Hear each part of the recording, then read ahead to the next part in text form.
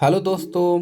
तो आज की इस क्लास में हम बीएससी सेकेंड सेमेस्टर मैथमेटिक्स का मॉडल पेपर कराएंगे। ठीक है, matrix and differential equation and geometry. ठीक है, मैट्रिक डिफरेंशियल इक्वेशन और ज्योमेट्री का। ठीक है, तो मेजर सब्जेक्ट है आपका, तो सेकेंड सेमेस्टर है। ठीक है, सेकेंड सेमेस्टर में आपका अगर ऑब्जेक्टिव क्वेश्चन हो रहा है तो ये पेपर आपको बहुत ही मदद करेगा। ठीक है, तो इसमें मैं आपको बताऊंगा, आपको इसमें देखना है कि किस प्रकार के क्वेश्चन पूछे जा रहे हैं। ठीक है, चलिए तो शुरू करते हैं एक एक करके।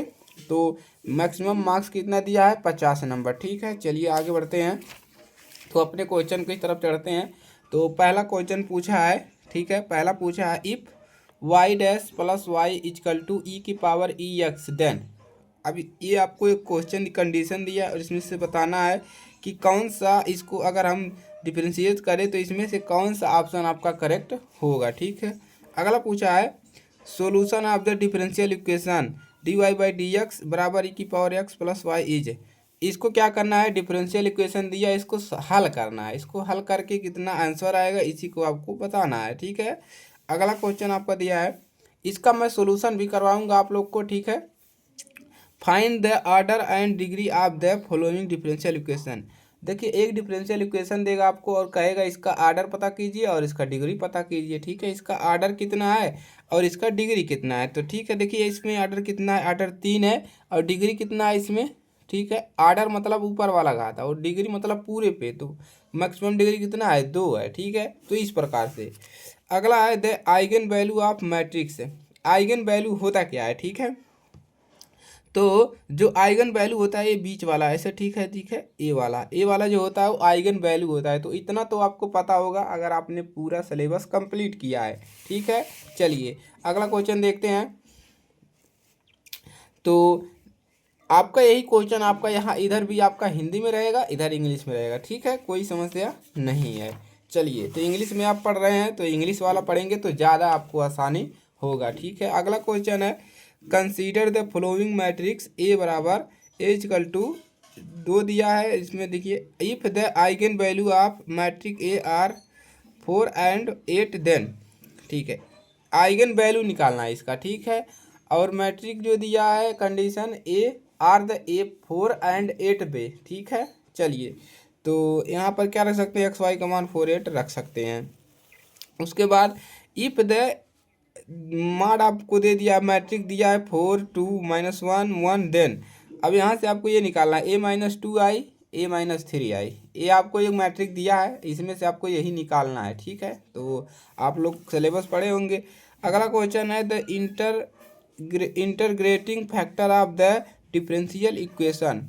इसका फैक्टर निकालना है। ठीक है, इंटरग्रेटिंग फैक्टर कितना होगा इसी को हल करना है और नीचे 4 ऑप्शन दिए गए हैं। ठीक है, जो भी आंसर आपका होगा उसी पे क्या करना है? टिक लगाना है। ठीक है, चलिए अगला क्वेश्चन देखते हैं। अगला है आपका let A be the 3x3 matrix with eigen value 2 -1 and 4। Eigen value यानी कि 3 ए क्रॉस मैट्रिक है। ठीक है, 3x3 मैट्रिक है और इसमें आइगन वैल्यू दे दिया है बीच वाला। ठीक है, which of the following is true based on the Cayley Cayley Hamilton theorem. ठीक है, कैले हैमिल्टन थ्योरम दिया है तो इसी पे आपको रखना है भाई। देखो अगला है find the eigen value of eigen vector of the flowing matrix.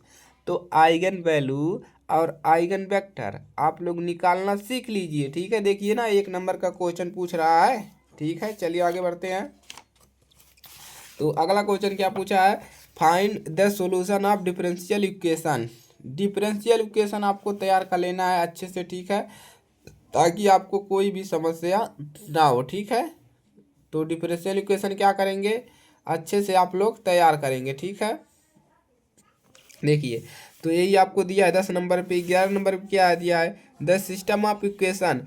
तो यहाँ पे बताना ये किस प्रकार का इक्वेशन है। ये यूनिक इक्वेशन, यूनिक्स, इसके अनेक सॉल्यूशन है, कोई हल नहीं है। इनफाइनाइट नंबर ऑफ सॉल्यूशन है, नॉन ऑफ एबव, इनमें से कोई नहीं। तो इसको हल करना है, तो इसको हल करना आप लोग सीखे होंगे। देखिए 12 नंबर पे क्या बताना है? The solution of system of equation. X Y Z का मान बताना है। ऊपर क्या बताना था कि इसके कितने सॉल्यूशन होंगे और नीचे क्या पूछ रहा है कि इसका बताइए एक्स वाई का मान निकालिए। तो कैसे निकाल पाओगे जी? तो इसको लगाने के लिए आपको क्या लगाना पड़ेगा? दिमाग तो लगाना पड़ेगा ही, ठीक है। अगर सिलेबस जियो नहीं पढ़ा है वो देखिए बहुत टफ होने वाला है क्वेश्चन, बैक से आपको बचना है, ठीक है। अगर 50 नंबर का क्वेश्चन है तो आपको 17 नंबर लाना अनिवार्य है, नहीं तो आप बैक से क्या हो जाएंगे, परेशान हो जाएंगे। तो आपको ज़्यादा लापरवाही नहीं करना है, लापरवाही का सब्जेक्ट नहीं है। If the diameter of the sphere is 3.5 centimetre then what is the total surface area of the sphere. एक डायमीटर दिया है 3.5 सेंटीमीटर का, आपको निकालना है total surface of area of the sphere, ठीक है। चलिए अगला है, देखिए the curved surface area of the right circular cone of radius 28 centimetre is दिया है 4664 centimetre cube. What is the slant height of the cone. Cone का क्या निकालना है? हाइट निकालना है। तो इस प्रकार के क्वेश्चन भी देखने को मिल रहे हैं, ठीक है। अगला है the circumference of the base of 16 centimetre height solid cone is 30 centimetre. What is the volume of the cone in centimetre cube. Volume of the cone निकालना है सेंटीमीटर क्यूब में, ठीक है। चलिए अगला देखिए, नेक्स्ट है। तो आप लोग को लापरवाही करते हैं तो इसका खामियाजा भुगतना पड़ेगा, ठीक है। तो if the radius of sphere is bounded but is the ratio of volume of original sphere to that of new sphere, ठीक है। क्या कह रहा है कि the radius of sphere is bounded, radius of sphere जो है वो बाउंडेड है। What is the ratio of volume of original sphere to that of new sphere, ठीक है। अगला क्वेश्चन है, if the surface area of the sphere is 1386 centimetre square then find the radius of the sphere. तो ये सभी question देखिए दिमाग घुमा देने वाले प्रश्न सब है, तो आपकी तैयारी मजबूत होगी तभी आप इसको लगा पाएंगे। Height and radius of a cone is 15 centimetre and 7 centimetre respectively. What is the volume of cone. तो what is the volume of cone, volume कितना होगा इसका इसको बताना है, ठीक है। चलिए अगला क्वेश्चन है, if the surface area of sphere is 64 pi cm cube then the value of sphere is. देखिए स्पेयर वाला क्वेश्चन भर भर के पूछ रहा है, ठीक है। तो इसको तैयार करिए आप लोग। The circumference of the base and the slant height of a conical cup are 8 pi centimetre and 8 centimetre respectively. The depth of cup is, इसका डेप्थ निकालना है, ठीक है, कप का। उसके बाद है the diameter of the two cones are equal if their slant height are in the ratio 5 संबंधित दो then the ratio of the curve surface areas of cone is, ठीक है। देख रहे हैं किस प्रकार का दो शंकुओं का व्यास बराबर है, यदि उनकी तिरछी ऊंचाई का अनुपात इतना है तो उनके घुमावदार सतहों के क्षेत्रफल का अनुपात बताइए, ठीक है।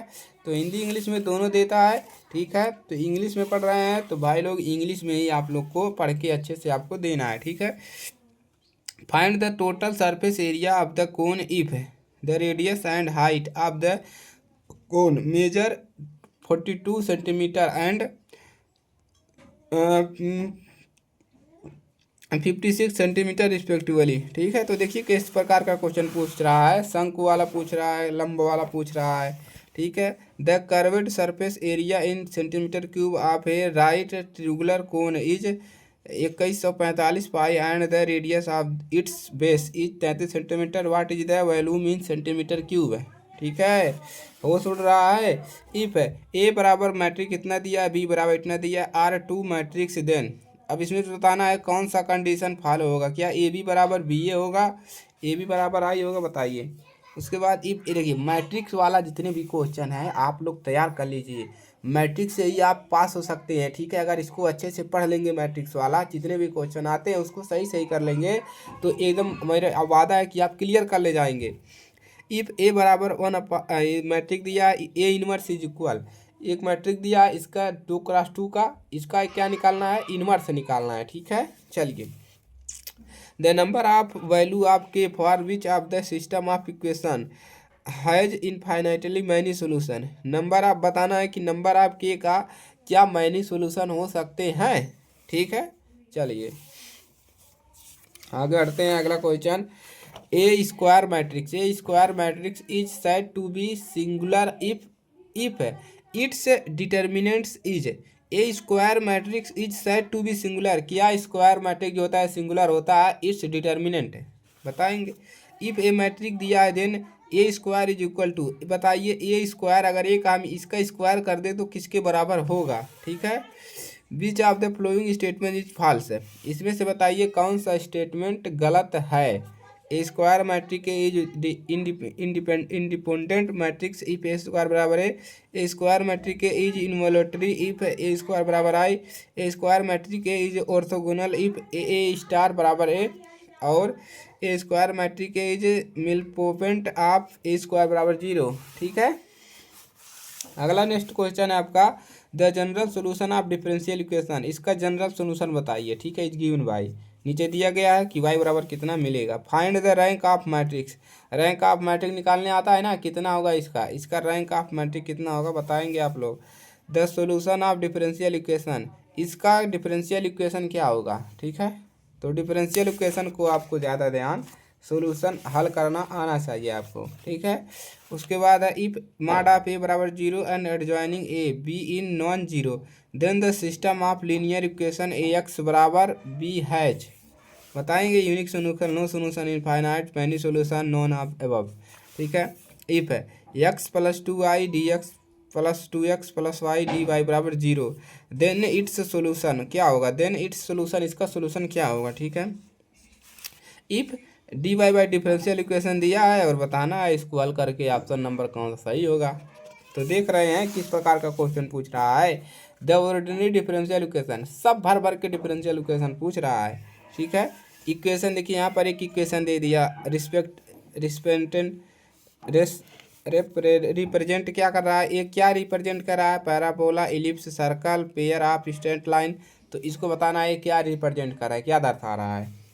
अगला क्वेश्चन है, the equation of cone passing thought the 3 coordinate axes and the line, जो इक्वेशन दो रहा है वो 3 लाइन से पासिंग कर रहा है। ठीक है, चलिए आगे बढ़ जाते हैं भाई लोग, मेहनत करिए। ठीक है, चलिए अगला क्वेश्चन है, the number of sphere that can be made to pass through the 3 given points, ये 3 गिवन पॉइंट्स दिया है, बताइए हल करके क्या होगा।